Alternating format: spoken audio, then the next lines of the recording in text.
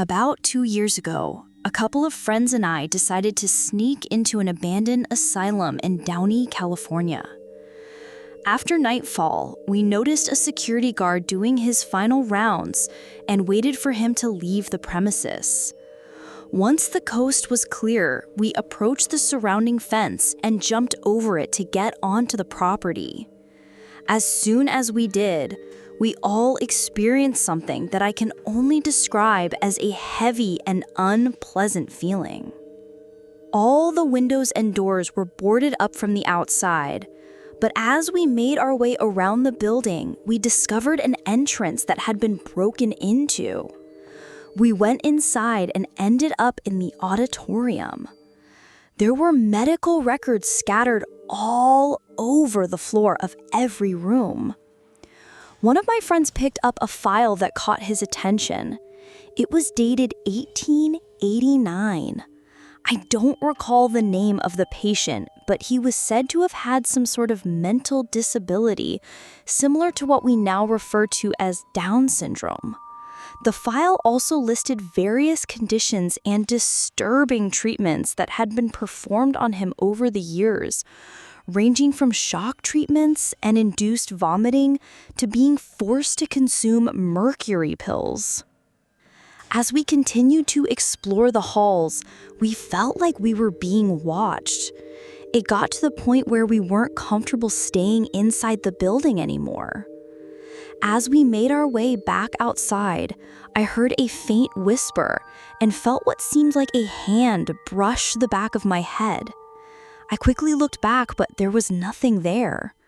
We ran out as fast as we could, jumped the fence, and made our way back to the car. We thought nothing of it at the time, just relieved to be out of there.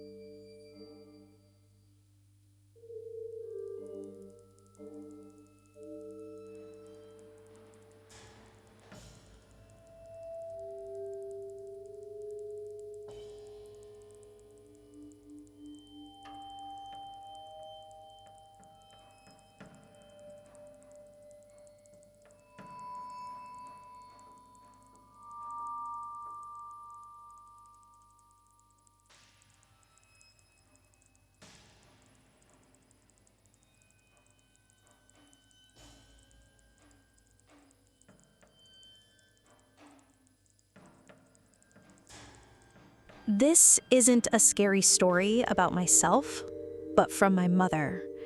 My mother has been working for a grocery store that is well known. It's called Save Mart. This is one of the times that I've been scared for my mother.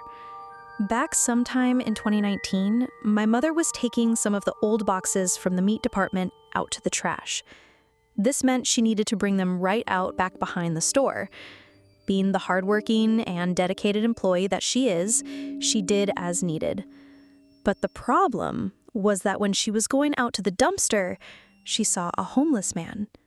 Now, inherently, homeless people aren't bad, and that's not what I'm trying to say here. Usually, my mom would just tell them that they couldn't be there and that they had to leave. But when she looked at this man, she noticed something chilling.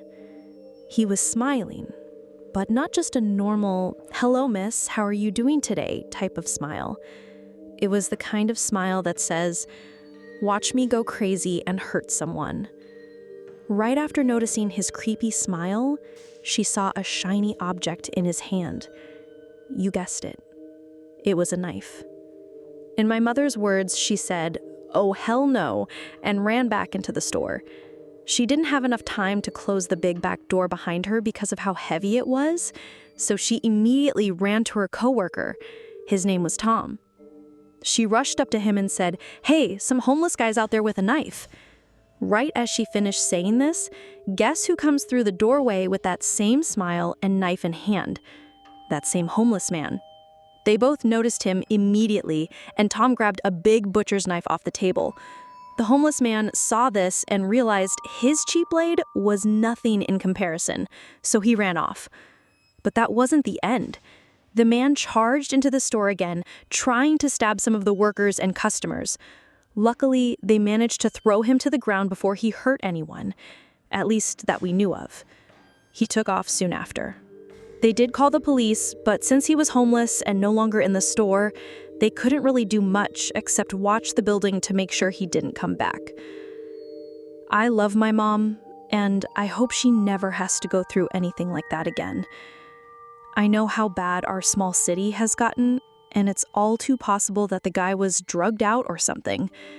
That could have been my last day with her. So every time I hug my mom, I make sure to squeeze her a little harder because you never know when a random person will strike. Yes, this story may not sound true, but I promise you it is. My city has a large homeless population, so this is probably a very normal thing for my mom. But she is okay. If you want to see what I mean, or if you live around Merced, California, you know what Save Mart I'm talking about, and you know our homeless population. To all the workers out there, stay safe. And to everybody who's homeless but not doing dangerous things, please stay safe as well. I know it's a difficult lifestyle. I'm a mail carrier here in California, and a big part of my job is delivering Amazon packages. As you can imagine, my workload has increased significantly during the pandemic. With that increase came more strange encounters, and I have a few to share. I'll start with this one. My current route for the past 6 months leads me through multiple subdivisions of large, beautiful homes, many of them with swimming pools and hot tubs in every yard. Given the pandemic, I've noticed that people, mainly older folks, have taken to coming outside to talk to me across their yards. I don't mind at all, but I try to keep it short so I don't fall behind on my deliveries. One of my favorite residents is an older lady who I'll call Mrs. Lithgow for the sake of the story. She must be well into her 70s and loves to chat about everything happening in the neighborhood. It's not unusual for her to report that someone has left their lawn unattended for 2 months, or that there are strange visitors at odd hours. I usually just nod and smile. The house across the street from Mrs. Lithgow was only listed for a few days before it was purchased.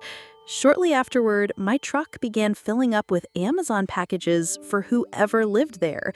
Mrs. Lithgow noticed right away and told me that the packages would sit in a pile until nighttime and then disappear by morning. At the time, it didn't seem strange to me. But Mrs. Lithgow grew concerned. She began telling me that she often heard screaming coming from the house at night. I hadn't noticed anything since my deliveries were always in the morning. My first strange encounter came when I dropped off a large stack of packages. My arms were piled way higher than they should have been, and as I waddled up the path, I felt my foot hit something hard. I thought I might have broken something. I set down the packages and realized, to my horror, that I had kicked a garbage bag that had fallen open. Sticking out of the top was a jar with what looked like animal body parts inside. The smell that hit me was unbearable. I also noticed a creepy doll in the bag. I quickly finished my delivery and got out of there. I thought about calling the police, but I convinced myself that maybe it was just a fetal pig or something. I talked myself out of it. A few weeks later, Mrs. Lithgow approached me again. She told me she had finally met the homeowner after the jar incident. I was curious. She described the homeowner as a petite, pink-haired woman who said she was living there with her autistic charge. Mrs. Lithgow thought it was strange, and I couldn't help but agree. nobody had ever seen them coming or going. Still, I chalked it up to the pandemic. The next day, Mrs. Lithgow came racing to the side of the road. I had to remind her to stay 6 feet away, but she was shouting about an incident. Apparently, the woman and the man she cared for had been spotted in the backyard. Some neighborhood kids were playing nearby and ran off screaming when the autistic man threatened to shoot them with arrows while yelling, "Do you know who I am?" Another time, Mrs. Lithgow told me that pink smoke had billowed out of the house, and 2 people came running out screaming. After that, I didn't see her again for a while since she had left town to visit one of her kids. The house stayed quiet, but I kept delivering stacks of packages. I began to notice that the names on the labels were often different, sometimes bizarre, things like Fat Goblet and other nonsense. Once, I ran into 2 electricians leaving the house. As I passed them, one said, "The house is full of cat poop, fool." When my route was shifted so that I came by later in the day, I started to hear the yelling Mrs. Lithgow had warned me about. It was a grown man shouting incoherently phrases like "black me" and "cause crying." At first, I thought he was yelling at me, but I realized he had already been screaming before I even arrived. None of this really shook me, though. As a carrier, I've seen plenty of strange things. But a few weeks ago, I had to deliver a package that required a signature. I had never actually seen anyone in person at the house, but I knocked anyway.